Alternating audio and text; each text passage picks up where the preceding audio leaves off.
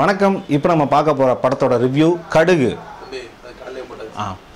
இப்போ நம்ம பார்க்க போகிற படம் ரஜினிகாந்த், கீர்த்தி சுரேஷ், பானு, குரு சோமசுந்தரம், சார்லி இவங்கெல்லாம் நடிச்சிருக்க பாம்பு சட்டை படத்தை பற்றி தான் பார்க்க போகிறோம்.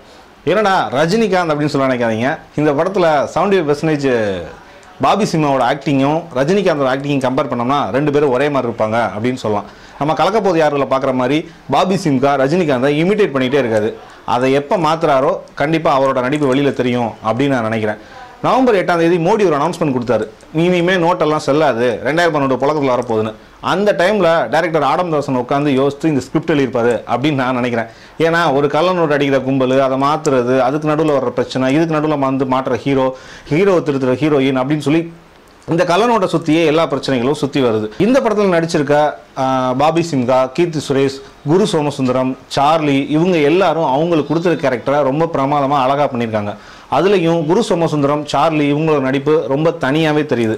கீர்த்தி சுரேஷ் ரொம்ப அழகாக இருக்காங்க, மேக்கப் கம்மியாக இருந்தாலும் அவங்களோட நடிப்பு ரொம்ப தூக்கலாகவே இருக்குது. அதுக்கப்புறம் இந்த படத்தில் குறிப்பிட்டு சொல்லணும்னா நம்ம மிஸ்டர் மொட்ட ராஜேந்திரன், இனிமேல் அவர் பேரை மொக்க ராஜேந்திரன் மாற்றிக்கலாம். ஏன்னா இப்போ அவர் கடைசியாக நடிச்சிருக்க ஒரு 5-6 படங்களில் அவரோட காமெடிக்கு மக்கள் சிரிக்கிறாங்களோ இல்லையோ அவரே தேட்டரில் சிரிச்சுக்கிறாரு.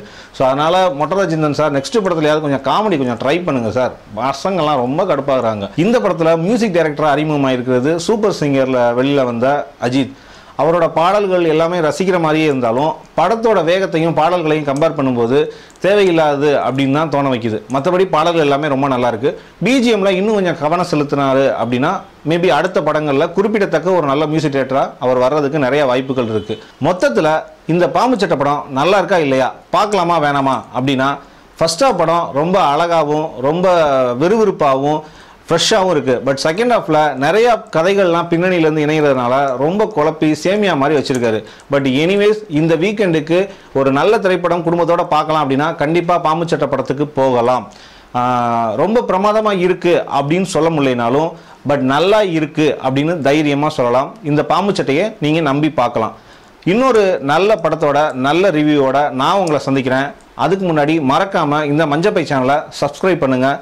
இந்த ரிவ்யூ உங்களுக்கு பிடிச்சிருந்துச்சுன்னா லைக் பண்ணுங்கள், ஷேர் பண்ணுங்கள். உங்கள் கருத்துக்களை மறக்காமல் கமெண்டில் போடுங்க. நன்றி, வணக்கம்.